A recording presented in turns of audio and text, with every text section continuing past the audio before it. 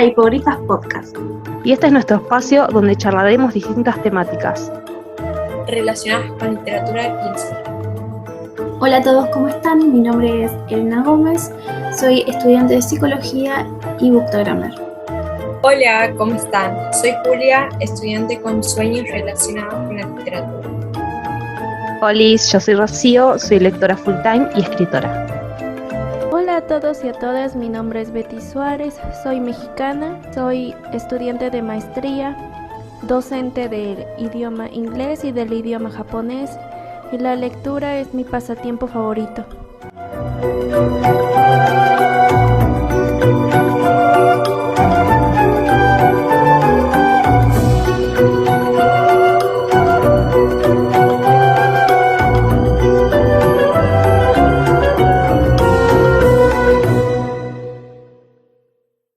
Hola chicas. Hola Ro, ¿cómo estás? Muy bien. Yo estoy acostada, no ustedes. El último capítulo que grabamos entre todas lo grabé sentada en el escritorio. La espalda me quedó Sí, tiesa. bueno, yo estoy ahora sentada.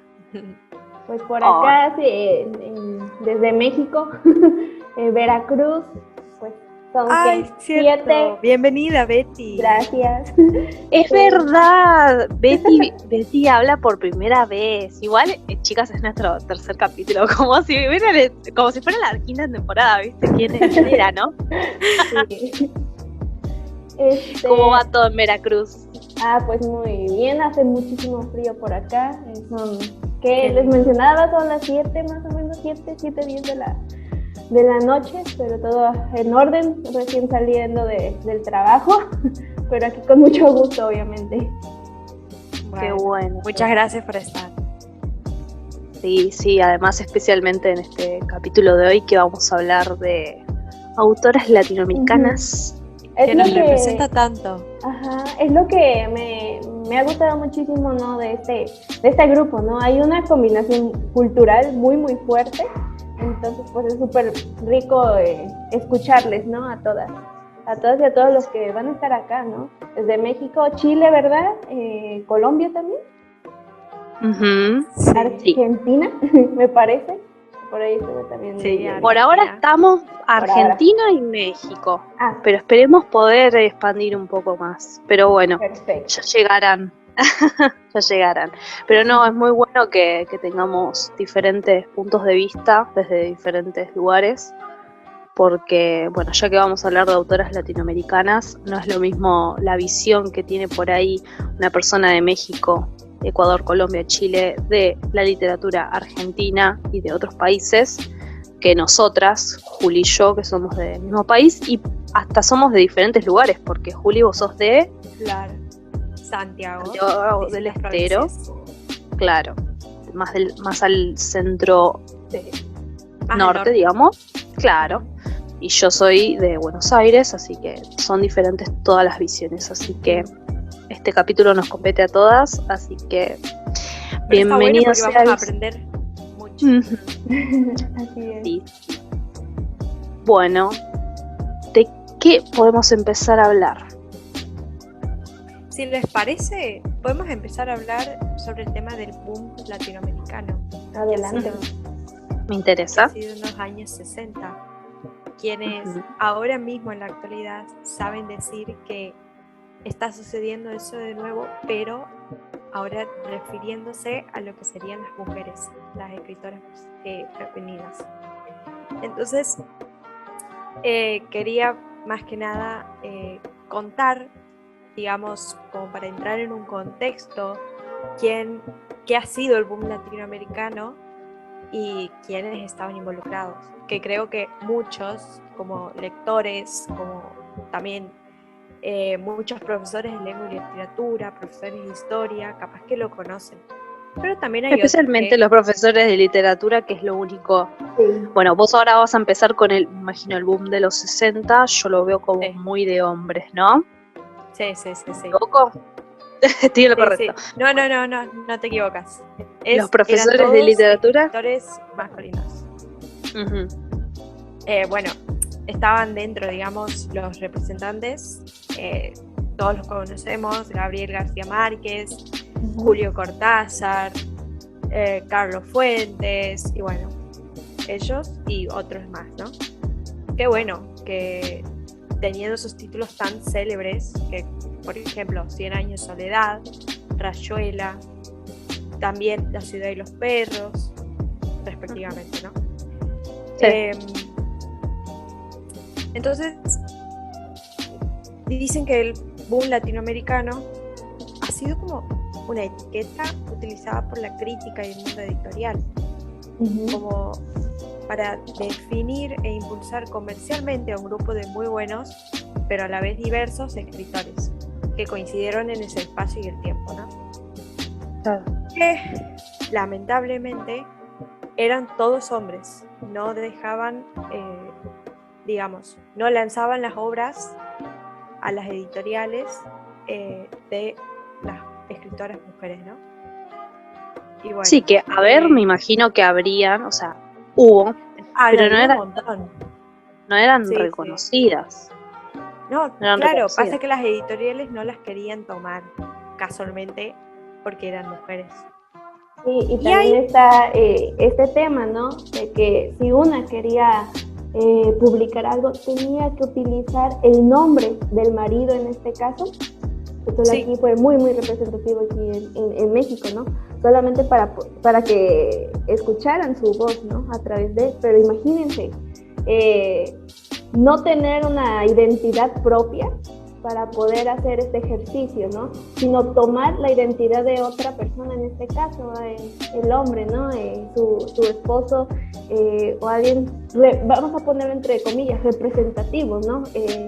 Para esta sociedad en esos años, ¿no? Sí, tal cual.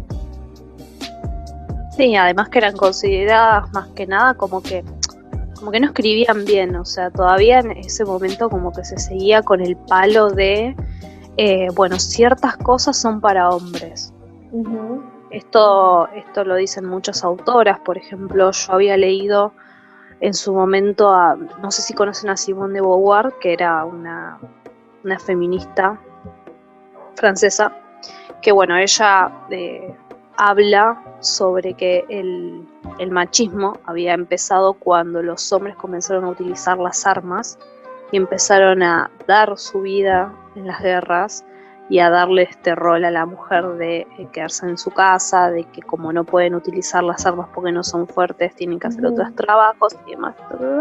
Entonces ella habla como todas estas cosas que puede o no hacer la mujer, ¿no? Entonces, en el momento que hubo este boom que nos dice Juli, en los 60, porque después saliendo de los 60 y entrando a los 70, como que empiezan a haber otras autoras que empiezan a tener reconocimiento. Supuestamente las mujeres no escribían bien. ¿Por qué? Porque estaban... me acuerdo que también había leído sobre una autora que se llama Samantha Schweblin, que era escritora argentina, y escribió Distancia de Rescate. También hicieron una película de ese libro hace poco, con la actriz que actuó en A 3 metros sobre el cielo, no sé si la vieron, está muy buena. Se grabó acá en Argentina. Sí. Bueno, esa autora decía que tardaba mucho en escribir porque tenía que estar cuidando a los hijos y demás. Entonces el hombre también como que señalaba a la mujer y decía, bueno, no escribe bien porque tiene otras cosas que hacer y no tiene tiempo para sentarse y enfocarse. O sea, una misoginia asquerosa. Y muy marcada, sí. De acuerdo, muchísimo. Y este impacto muy, muy fuerte y que desafortunadamente pues está presente. Ya no, yo lo veo así, no tanto en un contexto general, sino que en particulares, ¿no? Y lo digo en plural, ¿no? Particulares se presentan, ¿no? Ahora imagínense en las academias, ¿no? Si bien estábamos hablando aquí en los años 70, donde el poder tan grande que tenía una academia, hablemos, no sé, universidades, la escuela, estos, no sé, estos sindicatos pudiéramos llamarlo, ¿no? Desconozco cómo los llamen en su país, ¿verdad, Rocío y Juli? Pero toda, o sea, la influencia, ¿no? Que tienen todo eso, el peso que tienen encima sobre las mujeres, ¿no? Sobre dejarlas hacer algo por ejemplo, no sé, marcar, como que marcan estas pautas, ¿no? Pero es ese poder, el poder que tiene una sola agencia, ¿no? Una institución muy grande, y de aquí yo creo que también deriva todo de esto de las editoriales también, ¿no? Sí, porque las editoriales lo único que buscaban era la comercialización. Ajá. Entonces, era eso, digamos. O sea, ellos creían que si hubiese sido un libro publicado por una mujer, no hubiese sido tan visualizado y tan comprado como un libro justamente escrito por un hombre. O representado por un hombre en este caso. Claro, porque se lo tenía el hombre como que era más intelectual y que podía como darle una mejor orientación a la historia. Entonces si era una mujer por ahí no estaba tan bien escrito, o hombres no lo iban a querer comprar, por ejemplo. También el tema del feminismo, perdón que ya me vaya por un poco de las ramas, eso también dificultó también un poco las diferencias de los movimientos que hubo a finales del siglo XX. Marcaron mucho la diferencia, más que nada yo estoy hablando de Latinoamérica, porque en otros países como que hubo un poco de diferencia. Ahora voy a decir por qué. Acá, por ejemplo, siempre llega tarde todo. es obvio, nosotros traemos todas las costumbres europeas, así que acá todo llega tarde. ¿Quién tiene un perro? Ladro. Fue mi culpa. No, por suerte. No. Mi vida. Entonces hubo una etapa en la cual la primera etapa del feminismo era igualdad. Bueno, sí, todo bien. Por ejemplo, vuelvo con este ejemplo de Joavelin, que escribió Distancia de Rescate. Ella fue nominada al premio, voy a decir el premio específico, el Man Booker International Prize, por esa misma novela, en 2017, siendo que ella escribe ya desde hace bastante tiempo. Y en el primer tramo, digamos, del feminismo como que se quería igualdad, ¿no? Entonces estaba palo y palo. Después empezó a haber un feminismo tan radical que los libros, especialmente en toda esta parte del mundo, en Latinoamérica, tenía como una mirada más como muy entrada en el feminismo, ¿no? Y en las costumbres, por ejemplo. Entonces, eso también fue motivo de ataque. O sea, fue atacado también ese tipo de literatura. Todo era como, ay, bueno, es literatura feminista. No sé si se conocía, por ejemplo, algún libro, era porque hablaba de, no sé, de la esclavitud, del machismo, de problemas del hogar, etcétera, etcétera, etcétera. Y eso también fue motivo de señalamiento, ¿no? O sea, siempre tienen algo que señalar, por supuesto. Sí. Y ahora fue como evolucionando. O sea, ustedes se dieron cuenta que las historias no son las mismas. O sea, ustedes por ahí leen un libro de una persona latinoamericana y por ahí es un libro que habla sobre, no sé, mafia, magia. Y uno dice, uy, qué raro, encontré un libro latinoamericano que habla sobre magia, no sé, Liliana Bodoc, por ejemplo.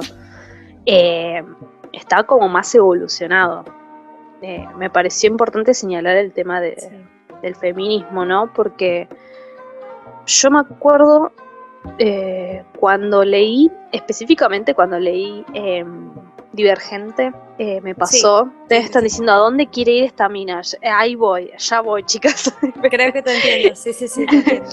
Cuando leí Divergente y leí hace muchos años, cuando leí Divergente hace mucho tiempo, y leí la biografía de la autora que decía que ella estaba escribiendo ese libro mientras estudiaba escritura creativa en la universidad. Nosotros acá no tenemos eso.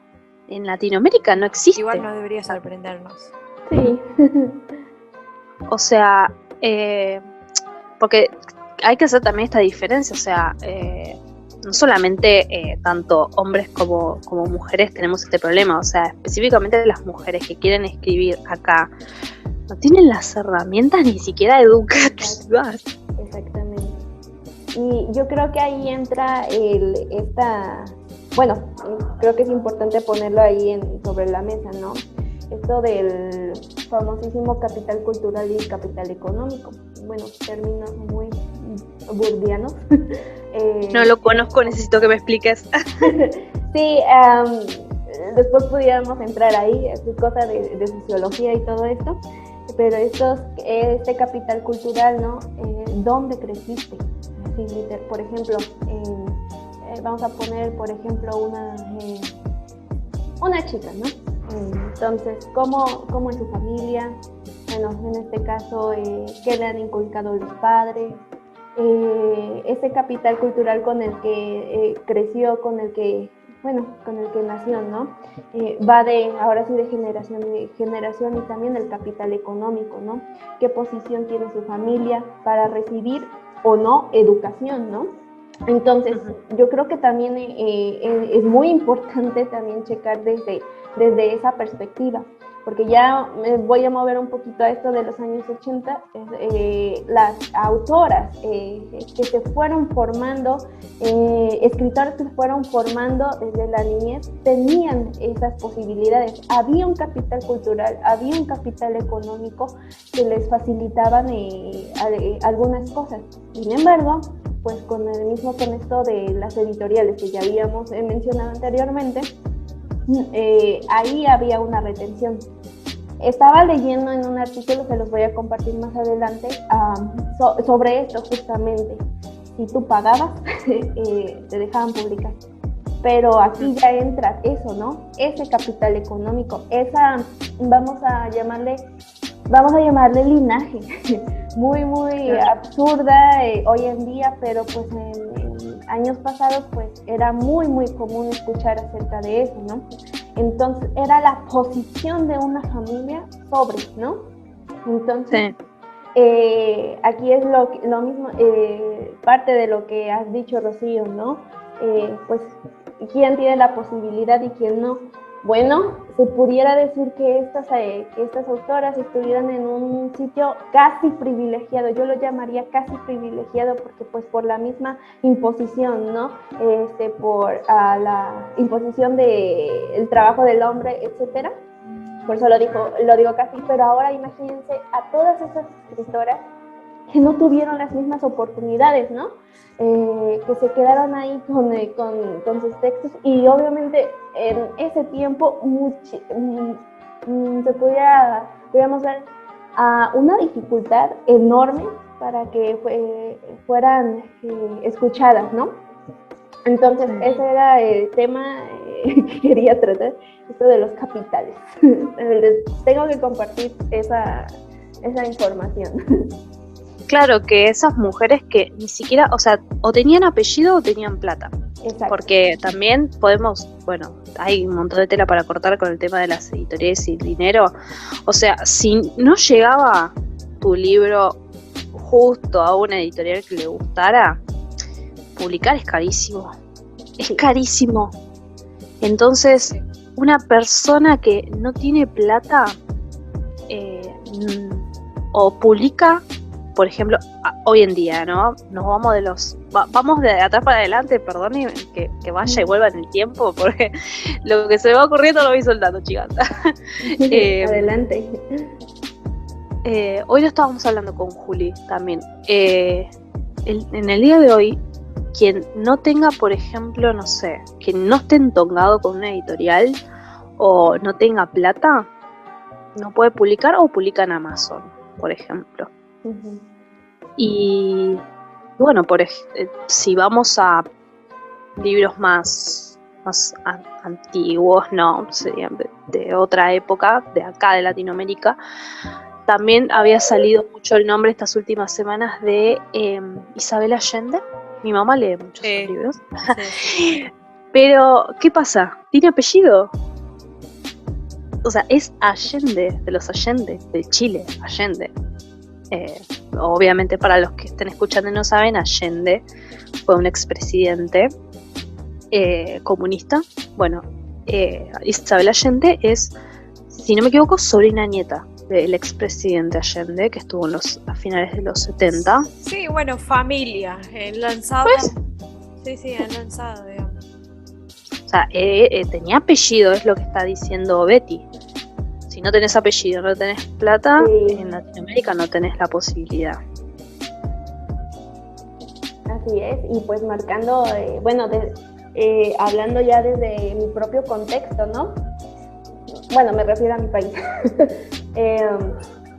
Si no se tenía esto, de capital de cultura y de capital económico, sí se tenía, y había la posibilidad de irse al extranjero, irse a otro país y publicar allá donde pudiéramos decir hubiera un poquito más de libertad, pues lo hacían, ¿no? Pero pues tenían esas bases, ¿no? Como tú dices, un apellido de renombre, un linaje.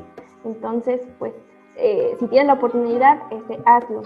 México, bueno, sí, estamos con esto de los apoyos, con esto de... bueno, sí, apoyos para escritores, está muy bajo y sigue estando en la actualidad, ¿no? Si hoy en día si no perteneces a una gran compañía y todo esto que se dedica a publicar, bueno, ya dejemos esto del nombre de editoriales, ¿no? Estas organizaciones grandes, pues prácticamente no, o sea, no eres nadie, ¿no? Por así decirlo. Entonces, sí está bien marcado, bueno, tan solo aquí desde este contexto sí estuvo muy, muy fuerte. Hay una autora que me gustaría compartir con ustedes. Adelante. Es coatepecana, yo soy de Coatepec, Coatepec, Veracruz, María Enriqueta Camarillo. Leyendo, ella fue poeta, poeta, cuentista, traductora. Más adelante me gustaría meter un poquitico acerca de eso. Pianista, novelista, dramaturga. Entonces, pues, mucha imaginación también ahí, ¿verdad? Ella empezó a escribir desde pequeña, ¿no? Estamos hablando en 1880 y tanto. Empezó a escribir, pertenecía a una familia acomodada. De hecho, era una sobrina, si no mal recuerda, su padre, un padre, José María Rosa Bárcena, escritor también. También estaba en ese, bueno, entre otras cosas también. Qué lindo escribir y que tu padre también escriba, o sea, exactamente. Ahí está otra. No sé, porque siendo mujer, viéndolo de esa perspectiva, como que daría un poco de cagazo. No sé, estando en esa época, digo, ahora no, viste, ahora las cosas son distintas, pero en esa época o no le mostrabas a tu papá, que ahora en este momento no me acuerdo quién escribía, la hija de Poe, creo que escribía y nunca le mostró a su padre porque decía, ¿cómo le voy a mostrar a mi papá lo que escribo yo? Elena Poe, o sea, escribía, nunca le mostraba nada a su padre, tiene unas frases hermosas, perdón que te interrumpa, pero me imagino en esa época, o te apoyaba tu padre, además padre, o sea, no madre, padre, o no le mostraban directamente. Exactamente. Y eso es un poquito prácticamente, no tanto por el apoyo de su papá. De más grande esta escritora, pues se casó con un historiador, Carlos Pereira, si no mal recuerdo, y fue él quien, a través de él, utilizando un pseudonombre, ahora sí, Pseudónimo. pudo bajo ese pseudónimo de Iván Moscowski, porque ella estuvo también en otros países, ¿no? Pudo publicar, o sea, con esa ayuda.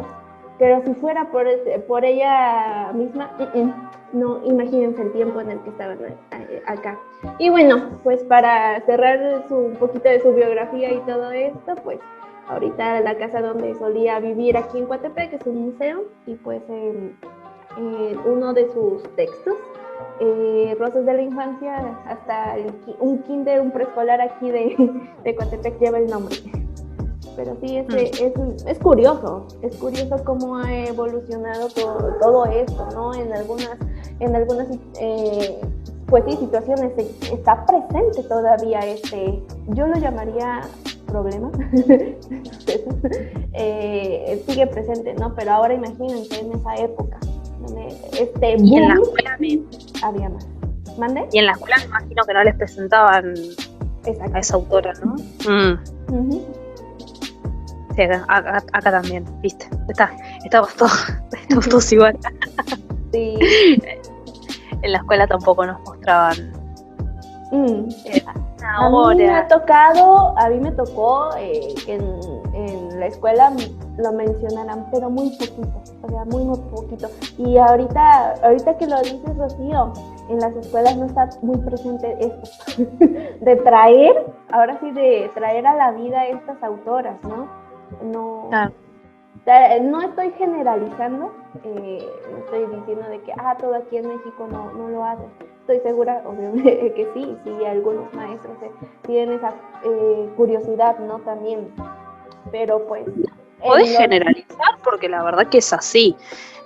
Yo meto cizaña acá, yo estoy dando clases particulares, siendo que soy profesora de biología, pero estoy dando clases particulares de lengua y literatura, y a mí me tocó dar clases particulares sobre, por ejemplo, acá en Argentina era muy conocida, Silvina Ocampo. Uh-huh. Ella escribía, digamos, como un tipo de literatura que estaba entre la realidad y el terror. Era bastante flashero como escribía. A mí me encantan los cuentos de Silvina Ocampo, después te los voy a pasar, sí, Betty, claro, porque te van a encantar. O sea, son cortitos y te dejan como la mandíbula por el piso, porque la verdad me he caído de culo con cada uno. Y recién ahora están compartiendo a los chicos de esta generación, por ejemplo. O si ponen algo feminista, es escrito por un hombre.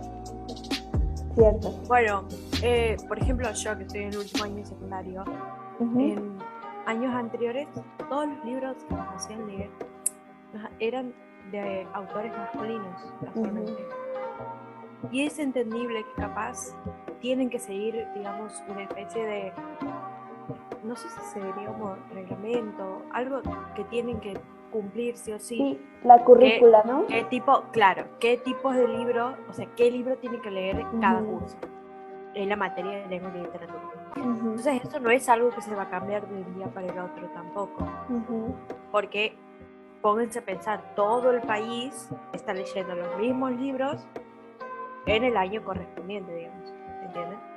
Entonces estaría bueno eso de que empiecen a integrar lo que serían las autoras femeninas latinoamericanas y hacer conocer sus obras, porque son lindas obras, más allá, o sea, tanto puede ser como ficción, como novelas, digamos, o romance, o cuentos, o no sé, porque hay autoras argentinas que hacen ficción con romance, uh-huh, y es lindo, ¿entienden? Entonces, no sé. Sí, igual debería ser, sí, y creo que todos. Sí. Ajá. Perdón que te interrumpa, no, te iba a aclarar eso del currículum. Seguramente a nadie le importe, ¿no? Pero bueno, acá está súper desvalorizada la educación. Same, toda Latinoamérica, hashtag. O sea, vos cuando tenés que hay dar que escapar el latino. Hashtag sáqueme de aquí. No, pero posta, o sea, cuando uno va a dar un tema, específicamente el tipo de libro, o sea, si vos querés dar un libro a los chicos, vos podés dar el que quieras. Lo mismo con cualquier materia. El tema que vos tenés que cumplir con ciertos conceptos, ahí está, que son más generales, ¿se ¿se entiende? Entonces, si vos en ese año, por ejemplo, en primer año, ¿no?, de escuela secundaria, los chicos tienen que aprender la diferencia entre una fábula, un mito y una leyenda, podés usar lo que quieras, pero los chicos tienen que entender esa diferencia. ¿Qué pasa? Yo cuando iba al secundario, allá por el 2009, cuando empecé secundario, a mí me hicieron leer la Ilíada y la Odisea. O sea, me quería pegar un tiro en la puxi, literalmente. Porque no entendía nada. Yo también. Tipo, nunca entendí nada de los dioses. No, te juro. Lo único que sabía de los dioses era gracias a la película de Hércules de Disney. Porque si no entendía nada. Sí. Sí, ¿Y ahora? sí. Y ahora, acá, los profesores usan Percy Jackson. Ujú. Literalmente yo me quise comprar hace 2 no años, me acuerdo, Percy Jackson, y el de la librería nos dijo, y van a tener que esperar hasta mitad de año porque al principio lo compran los chicos, los tenemos guardados para los chicos del colegio. Y yo me quedé como para los chicos del colegio. Estás hablando de Percy Jackson, o sea, ¿qué falta? ¿Nadar con vagabundos? Arre. ¿Qué falta? ¿Nadar con vagabundos? Jackson, ¿qué falta? O sea, no, está muy evolucionado. Pero igualmente. Ay, Igual se puede decir que en Buenos Aires, porque digamos, o sea, en Santiago nunca he escuchado que te digan no, lo estamos guardando para los chicos del secundario. Es como que. No, te juro que nunca he escuchado eso. En Yo México, tampoco. pues está, de hecho, bueno, yo soy maestra de educación secundaria, ¿no? Pero pues del área de inglés.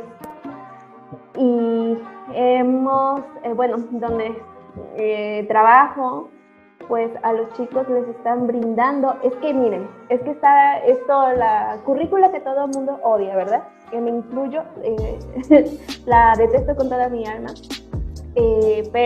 La currícula de español, ¿no? Porque es en la materia de español donde leen y todo eso.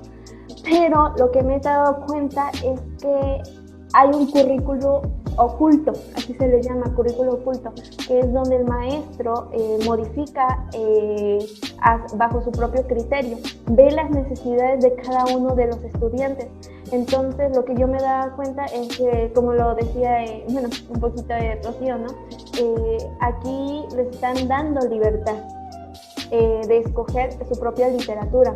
Obviamente les muestran el listado de qué libros apropiados, obviamente, para su edad y todo esto deben escoger y ya ellos son libres de conseguirlo, ya sea por internet o en físico, o el mismo profesor o profesora se los llevan, ¿no? Pero sí me he dado cuenta que hay esa libertad, ojo, unas escuelas, quién sabe en otras, ¿verdad? Pero sí, apliquen esto del currículo oculto o no. En mis tiempos, cuando yo iba a la secundaria, no. Compartimos las mismas experiencias con Rocío. Era esa obligación, ¿no? Obligación por que te daban a leer el libro que proponía, en este caso, el sistema educativo de acá de México, ¿no? No había más opción, ¿no? Pero es eso. Sí, o... No sé, a mí nunca me dieron para elegir. No. Hay que No, hacer huelga. O te dan a elegir y depende de cada uno leerlo o no, ¿viste? Tipo, te dan la recomendación Sí. y lo leo, no lo leo, qué sé yo, no sé. Yo me acuerdo también en la clase de literatura, no sé, segundo año, que estábamos con Segunda Guerra Mundial, Holocausto. La profesora la de literatura, nos empezó a hablar del Holocausto, nosotros no entendíamos nada. Y nos dijo, les recomiendo leer Ana Frank, y después nos hizo leer a Víctor Frank. ¿Lo conocen? Al del hombre en busca de sentido. Re perdidos. No, Es como... es el que habla, por ejemplo, que cuenta que los prisioneros se tiraban contra la valla eléctrica, por ejemplo. es un libro bastante bueno, o sea, en definitiva no es tanto académico, sino más bien libro. O sea, les recomiendo también leerlo porque en general es un buen libro. Sí. Pero decía, bueno, les recomiendo, no sé, Ana Frank, qué sé yo. Pero nunca nos hacía leer, digamos, el libro. O por ejemplo, yo recién sabía que hay testimonios de personas que vinieron de la guerra acá a Argentina y que escribieron acá. Esto no lo supe hasta que yo no fui caminando, me tomé el subte, el colectivo tren y fui hasta el Museo del Holocausto, que conocí a una hija de sobreviviente, que la madre escribió también, y vos decís, acá tenemos los materiales, esto es a lo que quiero ir. Cada país tiene material para contar la historia o lo que le quiere transmitir a la otra persona. ¿Por qué no utilizamos todos los materiales que tenemos nosotros acá en vez de usar o los de afuera o en el caso de estamos hablando acá de una diferencia de sexo y género y demás? ¿Por qué si tenemos unas buenas autoras que escriben tanto fantasía como policial y demás, ¿por qué no los traemos a la mesa? Sí, justamente. Rocío, has tocado un tema, bueno, igual para empezar a reflexionar, ¿no? Porque hemos estado dando la respuesta de el papel que juega un maestro o una maestra, pero en este caso como una mediadora, ¿no? O sea, sí. Tan grande es esa, tan importante son los maestros, son las maestras, que a través de ellos podemos encaminar a los estudiantes, para que empiecen a navegar en esta literatura, ¿no? En esta literatura escrita por autoras latinoamericanas, ¿no? Muy bien, como tú dijiste, hay muchísimo material que se puede poner sobre la mesa, pero ¿cómo? Pues a través de la escuela, a través de las clases, todo está ahí, ¿no? Entonces, pues, no se podría hacer, ahora sí me incluyo, no pudiéramos llegar a nuestros estudiantes sin el apoyo, ¿no? Entonces, ¿cuál es el apoyo? Pues de casa y también de los mismos estudiantes. A nosotros tres que estamos aquí en este espacio, ¿no? Compartiendo nuestras reflexiones y opiniones y todo esto, ¿de dónde surgió nuestro interés por leer a escritoras latinoamericanas? Pudiera ser por gusto propio, sí, pero ¿de dónde la ocasiona, no? Pues por la escuela. Yo creo que de ahí es el punto clave, ¿no? Para sí. Entrar, pues somos mediadoras. Sí, a mí, por ejemplo, a mí no me pasó por el hecho de la escuela, sinceramente, porque si hubiera sido por la escuela yo directamente no leía nunca en mi vida. Yo empecé a leer gracias a una cultura externa a mí. Exactamente. La norteamericana y la inglesa, con las películas, por ejemplo. O sea, sabiendo que, no sé, la saga de Harry Potter salía de libros, o la saga de Percy Jackson, El Señor de los Anillos, etc, yo ahí empecé a leer. Fan de decir, yo quiero saber si realmente la película va bien o mal. Eso es lo que a mí me pasaba cuando era nena. Yo digo, las películas no son suficientemente largas como un libro. El libro debe tener más. Entonces, si me gustó la historia, iba al libro. Ahí empecé a leer. Pero no porque yo viera una película o viera una historia de una mujer latinoamericana, por ejemplo, o ni siquiera de hombres, sinceramente. O sea, vamos a ir a la realidad. Yo recién empecé a leer a García Márquez porque un hombre me lo hizo leer. No tenía de dónde agarrarme, no tenía dónde conocer. Entonces, ¿qué es? Lo que yo me pregunto es, ¿cuál es el impedimento que hay para este boom, digamos, ¿no?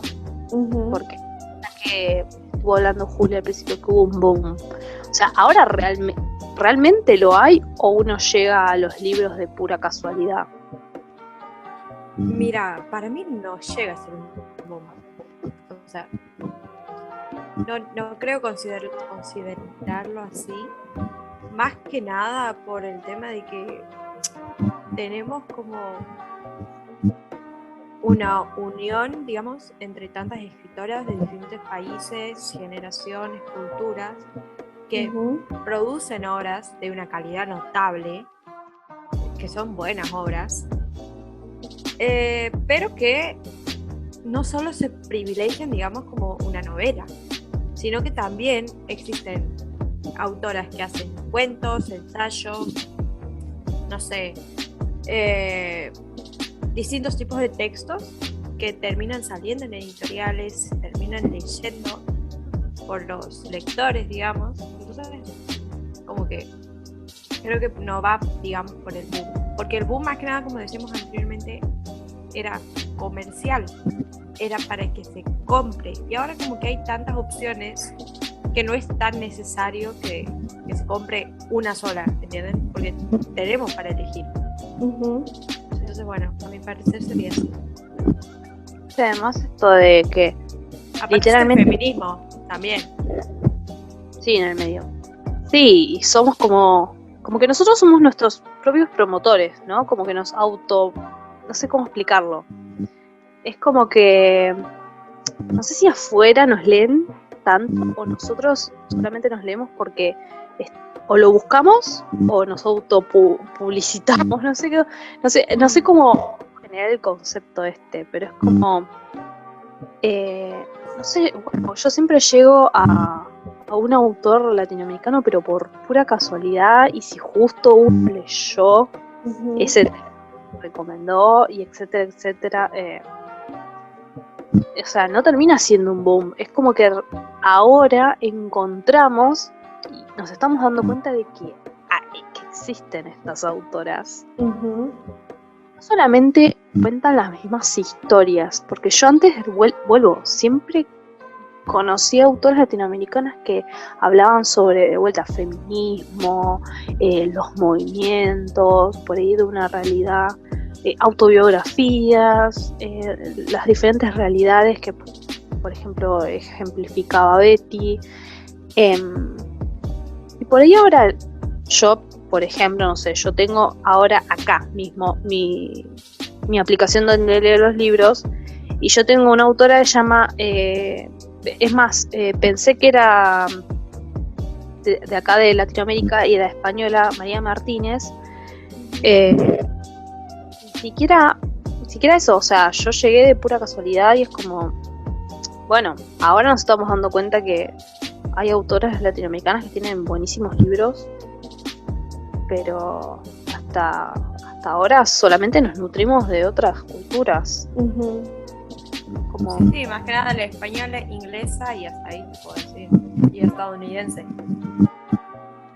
Claro, y que muchos además libros están como, por ejemplo, ¿no? Yo y mi mamá ahora estamos leyendo Trilogía Corazón de también. Bueno, está ambientado en Estados Unidos. Y vos decís, no, qué sé yo, es Jazmín Martínez. Es una autora mexicana, pero que vive en Estados Unidos, pero ambienta la historia en Estados Unidos. Y vos decís, ni esa. Es porque, no creo que sea porque lo haga de mala onda, o porque piense que no vale la pena por ahí a la historia colocarla. Yo creo que es más porque estamos acostumbrados a leer, yo por leer, no sé, los orígenes, sé cómo es Londres más que cómo es Capital Federal, ¿no? O sea, me sé todas las calles de Manhattan y de Londres que mi propia capital. Entonces, también eso lleva a que muchas autoras latinoamericanas no puedan escribir sobre su propia cultura. Estamos tan, no sé si existe un concepto para esto, Betty, decirlo, estamos como con la cultura europea, estadounidense, occidentalizados. Y eso no nos permite también crear una historia que sea tampoco llamativa. Pues como que hasta ellos mismos piensan que ninguna historia por fuera de ellos sea llamativa. O sea, no creo que por nada todos los desastres naturales ocurran en Estados Unidos en las películas. Sí. Todo pasa en Estados Unidos. Caen meteoritos. El tsunami, de terremoto, no sé. Sí. Todo pasa ahí, ¿entendés? No es por nada. Porque hasta ellos mismos creen que si una historia sucede fuera, no va a tener menos calidad. Entonces también tenemos que ver nuestras posibilidades también, ¿no? O sea, yo también estoy en este momento como escribiendo, por ejemplo, y estoy tratando de que mi historia se centre en Buenos Aires. A pesar de que esté inventando algo porque es fantasía, que quede claro que es acá. Y eso es algo que no pasa mucho.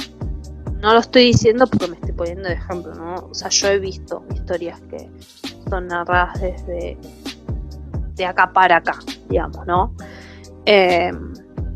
Por ejemplo, hace un tiempo vi un libro que no me acuerdo en este momento cómo se llama, que habla de lo que sucedió en la Revolución de 18... Esperando bajo la lluvia, algo así se llama el libro, lo que sucedió en la Revolución de Mayo de 1810, cuando nos independizamos, Betty, fue en 1810 acá en Argentina. Habla sobre una mujer que se enamora, creo que del esclavo de la familia, ¿no? Entonces, es una historia romántica, situado en esa época. Entonces, recién ahora como estoy viendo, bueno, acá están escribiendo historias de diferentes situaciones, diferentes sucesos y de diferentes lugares, pero con otro tinte. Me había decepcionado mucho, perdón que haga quejas, pero bueno. Recuerdo que tengo muchas ganas de leer Lobizona. ¿Lo conocen el libro? No. No, ¿cómo es? Lobizona. Para los que no se... Por portada. Es una... Sí, ya sé cuál es. Bueno, por ahí... Sí. Y ahí Betty por ahí nos puede contar alguna historia paranormal de México. Acá... Claro. Acá los hombres lobos, no se les dice hombres lobos, los bisones tienen como otras reglas, ¿no? El lobizón es el séptimo hijo de la familia, o sea, el séptimo hijo varón, ¿no? La séptima hija mujer no es lobizona, es bruja. Acá se hace como un padrinazgo. Yo te cuento esto para que entiendas el contexto del libro. Acá los presidentes como que padrinan ese hijo para que no se convierta en las lunas llenas. Es una sonzada. Sí, pero o sea, los presidentes padrinan a los lobisones de nuestro país. Y este libro, cuando yo vi la portada dije, es de acá de Argentina. Y no, pasa en Estados Unidos. Y yo estaba tipo, no, es una lobizona. Porque además la autora como que cambia, como que rompe la barrera de la leyenda, porque en realidad las mujeres no se convierten en lobisonas, sino los hombres. Claro. Ella no, que en realidad las mujeres nacen lobisonas también. Pero la sacó del país a la lobizona y la mandó a Estados Unidos. Yo digo, no. Bueno, otro libro que también es de una autora argentina, pero que está desarrollado, digamos, en Estados Unidos, es Touchdown, que es un libro sacado de Wattpad. ¿Cuál es? Creo que sí lo conocen. Uno que, a ver, que tiene como la portada todo verde, como si fuese un campo de fútbol americano. Sí. Bueno, sí. Se trata de eso. Lo conozco. De un jugador de fútbol americano que está con un estudiante, bueno, lo típico cliché, digamos, de Wattpad.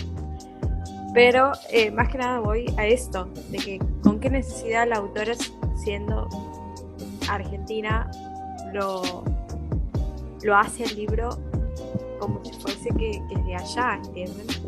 Es como que eso estaría bueno que involucre a su país.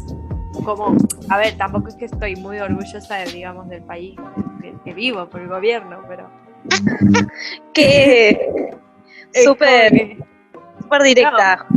claro, pero hay cosas lindas en el país.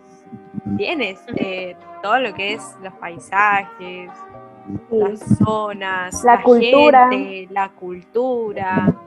Nosotros, o sea, la gente que hay en Argentina no hay en ningún otro lado del mundo. O sea, así de carismáticos, de divertidos, de que te integran a la Ujú. primera, no hay en ningún otro lado del mundo. Todos, la gran mayoría, digamos, de las zonas de Norteamérica, Inglaterra, Francia y toda la parte de Europa, y hasta te puedo decir Asia, son como que muy... Mirame y no me toques, ¿entiendes? Como que vos quién sos. ¿Entiendes? Claro, como que yo lo que veo es como que no sé, tienen como un toque de utilidad y de relleno. Por ahí ellos como están muy acostumbrados a, ay, mírenme, yo soy de Estados Unidos, vamos a poner Estados Unidos, porque a mí me gusta mucho, además Londres, estoy enamorada, o sea, me encanta. Sí, Entonces, lo amo. una bronca. Es como, ay, no, mírenme, yo soy de Estados Unidos. Entonces tienen que llenar las historias, no sé, otro tipo de tramas. Acá nosotros hacemos todo.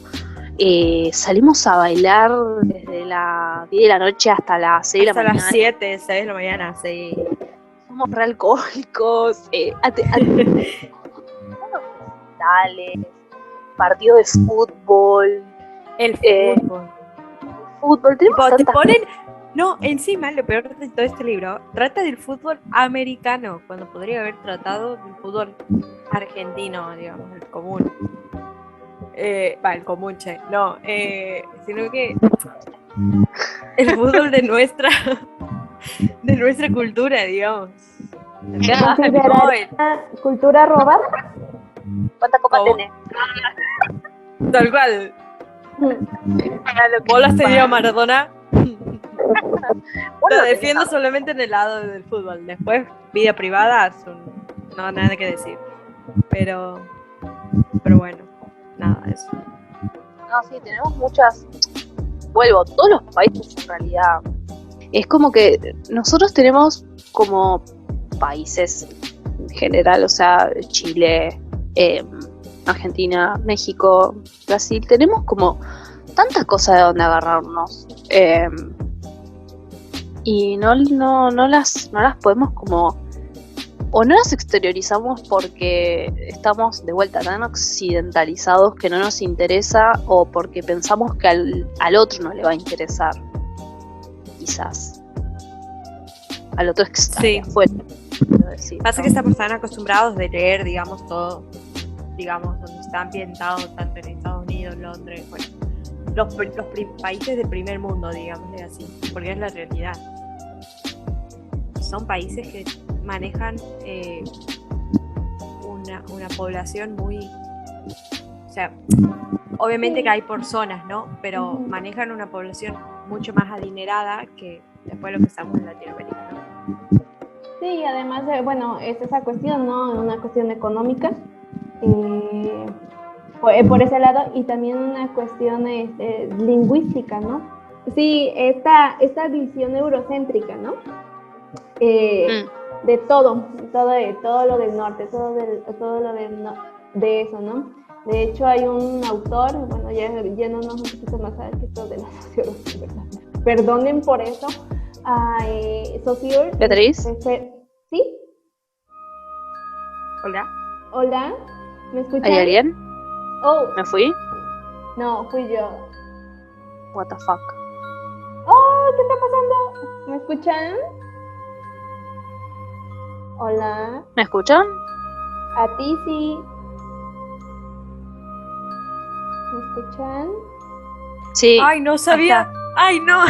¿Qué pasó? A mí me ha pasado. No. ¿Qué Ay, pasó? qué miedo. No entendía nada. Tipo, digo, hola. Y claro, nadie me contestaba. Y digo, ay, no, ¿qué le pasa a esta computadora? No, es que de Estaba repente como que puteando. Betty... Pero me escuchan. Sí, ahora sí. pero claro, De yo repente quedo como que, te uy, no te quieto. escuchamos más. Tipo, ese meme ha sido, uy, quieto, literal. Espero que eso se haya grabado porque lo voy a dejar, chicas. Fue muy gracioso como, hola, está. Esto es lo más parecido a jugar a la Ouija. No lo voy a dejar. Qué miedo. ¡Qué miedo! ¿Qué habrá pasado? ¿Quién sabe qué habrá pasado? Pero, Dios, Ibas a nada, decir dejado justo de el hablar. nombre de alguien. ¿mandé? ¿De quién? Además dijo el nombre de la autora y cuando estaba a punto de decir el nombre se cortó. Silencio. ¿Viste? Oh, por Dios. Inserte música paranormal. Tal cual. Oh, my God. Ay, ya no Bueno. me acuerdo. No, era un autor, pero sobre sociología, y después no me maten por hablar mucho de eso. Bonaventura de Sousa Santos marca muchísimo eso, ¿no? Sobre las epistemologías del sur, donde menciona que en realidad todo lo que se crea viene de abajo, no de arriba. Por ejemplo, tenemos aquí, estamos hablando de estas escritoras y todo esto. Entonces, de aquí lo que parte de México, Argentina, Chile, todos los países latinoamericanos, ¿verdad? Ya para englobar. De aquí parte absolutamente todo. Si se dan cuenta y si analizamos esto desde esto de la economía, pues aquí hay fuentes naturales, ¿no? Se pudiera decir que para explotar, ¿no? Entonces todo nace de aquí. Sin embargo, esa visión eurocéntrica está muy, muy marcada en estos países, ¿no? Toda Latinoamérica. ¿Por qué? Por este mismo capital, ¿no? Económico que trata de producir.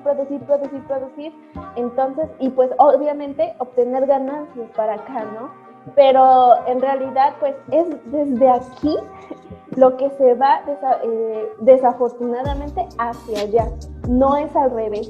No está el norte no está creando para los países del sur, ¿no? Entonces, pero es esta visión eurocéntrica, ¿no?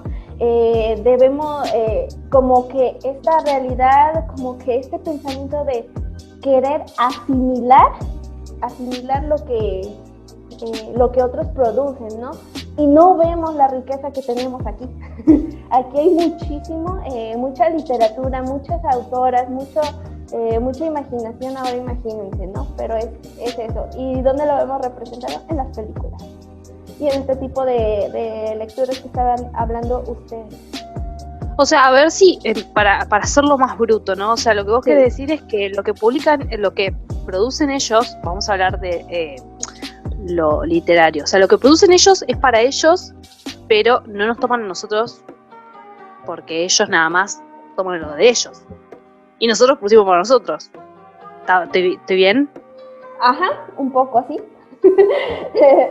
O sea, el problema viene de ahí.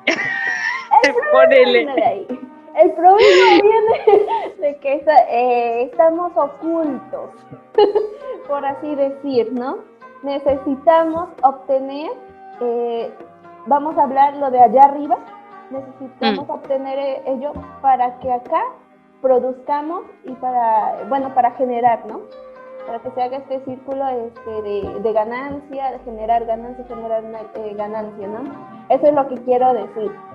Entonces, es por esa razón la que yo creo, desde mi punto de vista, nos hemos topado con este tipo de literatura, que a pesar de ser mexicana, el autor, la autora, habla de esta cultura extranjera, ¿no? Se va allá porque, pues, se vende más y pues es más atractivo, entre comillas lo estoy poniendo, ¿no?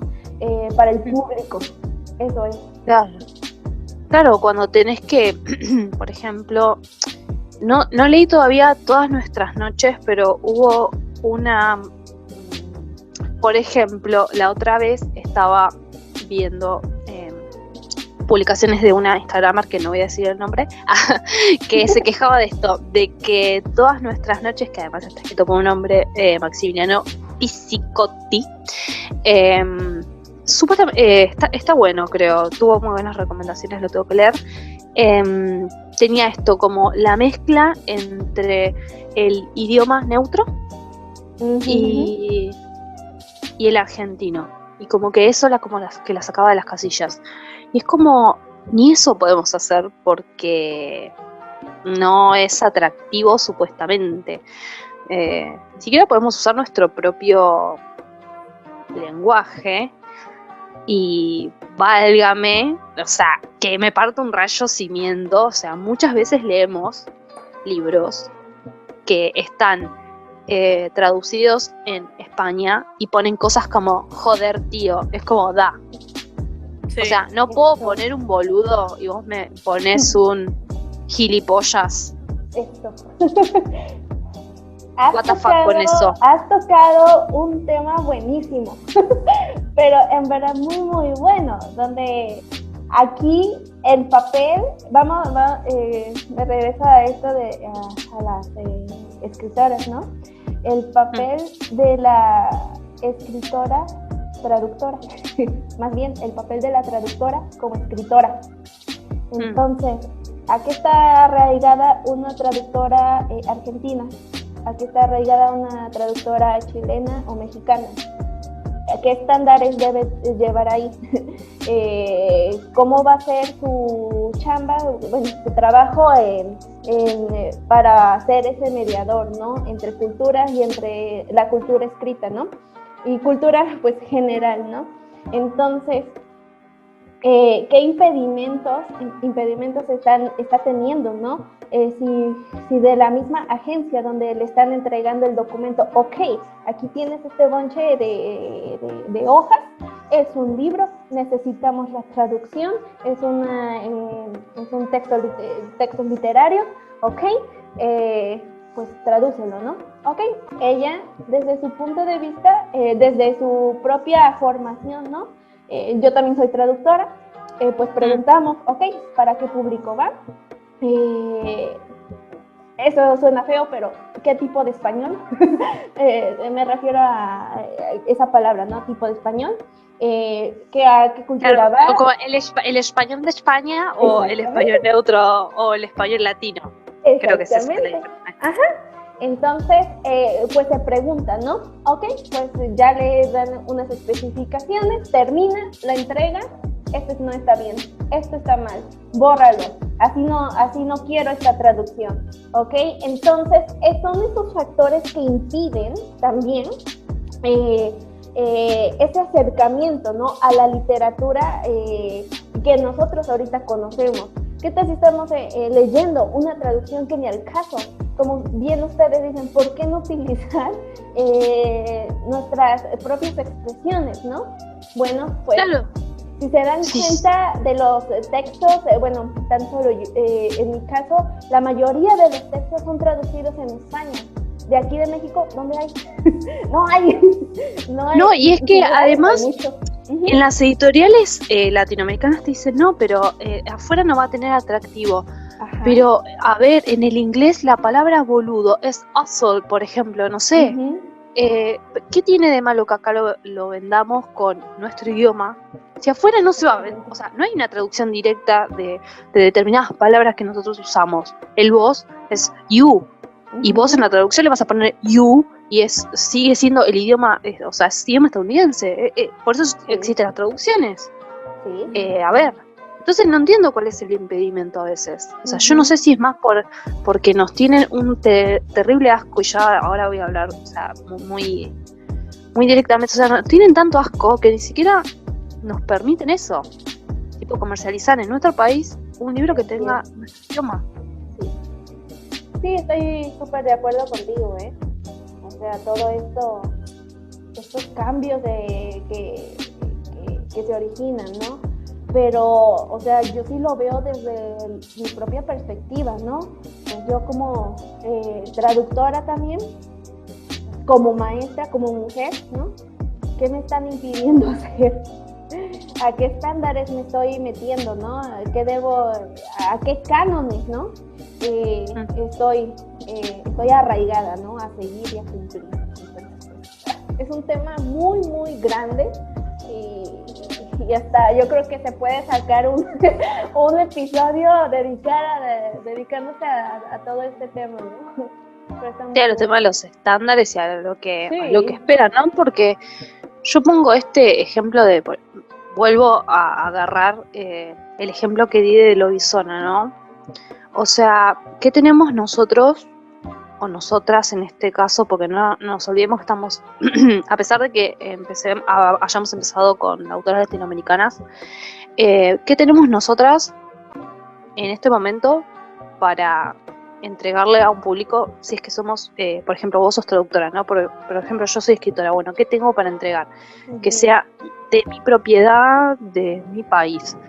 Entonces yo cuando vi esta historia dije, ay, listo, esto es folclore argentino, y digo, va a ser una historia argentinizada.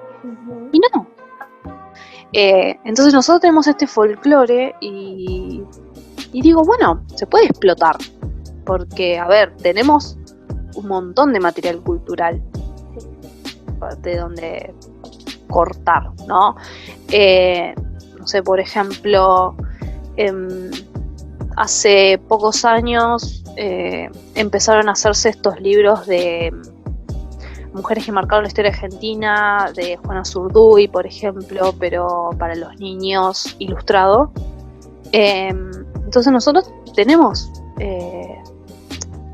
personajes en nuestro país que fueron de importancia, tenemos leyendas, tenemos lugares hermosos con un montón de historia, y no la podemos explotar porque tenemos estos estándares que decís vos, Betty, que por ahí decís, ay, no me van a leer, ay, ¿a quién le va a importar lo que pasa acá, lo que me pasa a mí o lo que nos pasa a nosotros? Entonces es como, es horrible.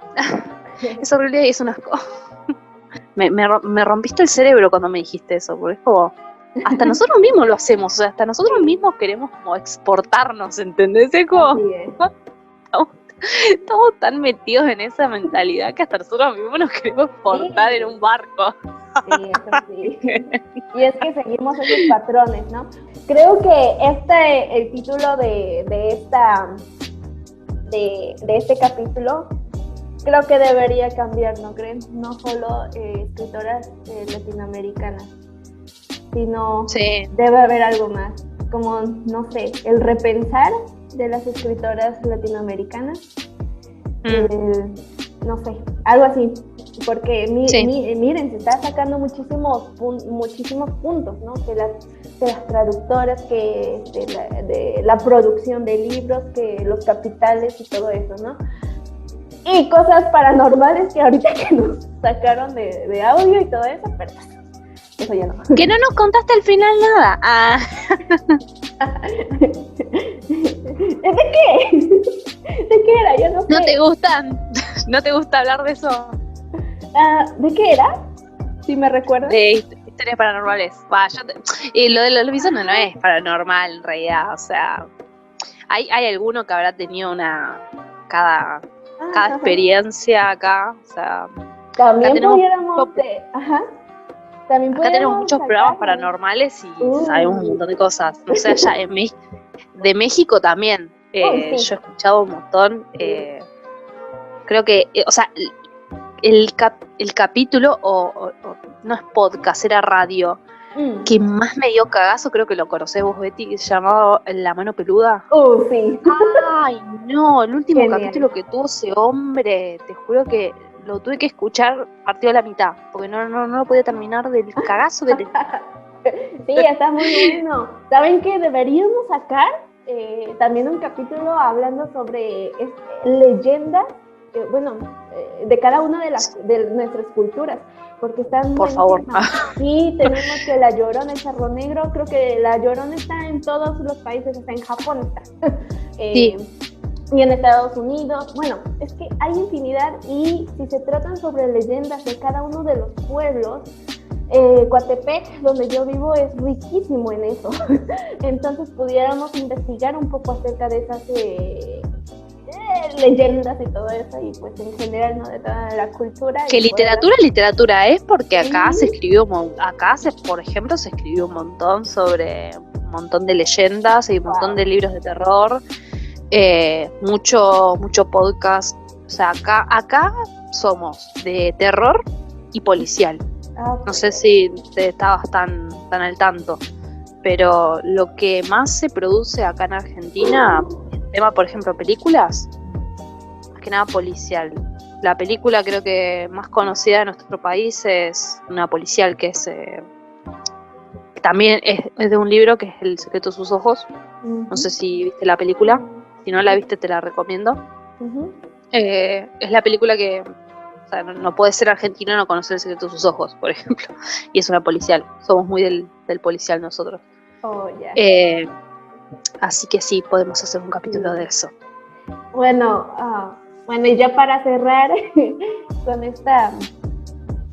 con este capítulo, pues de lo personal, pues yo agradezco muchísimo. Es la primera vez que participo aquí con todas ustedes, y pues me ha gustado muchísimo platicar acerca de pues, la importancia, ¿no? de las escritoras latinoamericanas. Hablamos que desde el punto de vista de la educación, puntos de vista personales, desde el punto de vista cultural, también de lo económico, ¿verdad? Entonces, fue una intervención muy, muy buena, y yo creo que da paso a invitarlos, ¿no? A invitarlas e invitarlos a todos, todo el mundo a reflexionar acerca de él, ¿no? Y la importancia también que tenemos para alzar nuestras voces, así como ellas lo hicieron en su momento, ¿no? No sé Bravo. no se quieran. Muy bien. ¿Algo? Un aplauso. Una alabanza a las mujeres. Yay.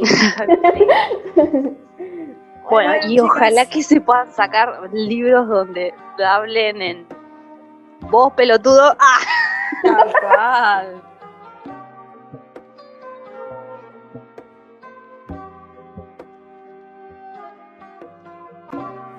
Los invitamos a seguirnos en nuestras redes sociales, tanto en Spotify, Anchor, YouTube, Instagram y Apple Podcast. Nos encuentran como Las Hipógrifas Podcast. Esperemos que les haya gustado y los esperamos en el siguiente capítulo.